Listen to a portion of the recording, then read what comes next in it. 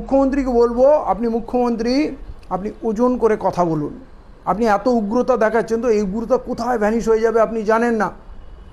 বড় বড় দেশের রাজা মহারাজা শেষ হয়ে গেছে, ওদের আপনি চিরজীবন মুখ্যমন্ত্রী থাকবেন এইরকম না। আপনি যে ভাষায় কথা বলছেন, এই শুক্রবারের লোকরাই এইটা করেছে। তো শুক্রবারের লোকরা কারা করেছে আমরা বুঝি না।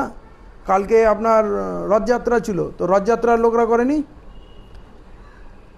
যারা বাকি সবাই ছিল ওখানে কি সমস্ত ছেলেপুলে কি সব মুসলিম ছিল? আপনাকে তো বলবো একটু ভদ্রতা দেখিয়েছেন, শুক্রবার শুক্রবার করছেন, মুসলিম বলেননি। ইন জেনারেল আপনি হিন্দু মুসলিম করার মাস্টার, বকলমে সেটা বোঝাচ্ছেন। তো কালকে কি মুসলিমদের আন্দোলন ছিল? এসএফআইটা কি মুসলিমদের সংগঠন? আর যে পুরো স্কুল কলেজের বাচ্চারা নেমেছে সব কি মুসলিম ছিল? তা আপনি এই বলে এটা জিহাদিদের আন্দোলন, মুসলিমদের আন্দোলন যতই বলুন, এটা মানুষের আন্দোলন এবং বাংলার মানুষ জেগেছে। আপনি যে বলতেন না কেউ পথে নামলে কিছু করলে অবরোধ করলে আমি কড়া হাতে দমন করবেন, আপনি খুব পুরনো মুখ্যমন্ত্রীর মতো নরম নয়, আপনি খুব কড়া।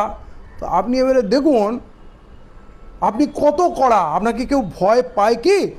মানুষের যেই দিন প্রয়োজন হবে আপনার ওই বন্দুকের নলের সামনে মানুষ নেমে যাবে। আর আপনি আর একটা কথা বলেছেন, ওরা 7,000 নেমেছে, আমি 14,000 নামাবো। প্রথম কথা হচ্ছে আপনি স্কুলে আরেকবার ভর্তি হন, কাউন্টিংটা শিখুন।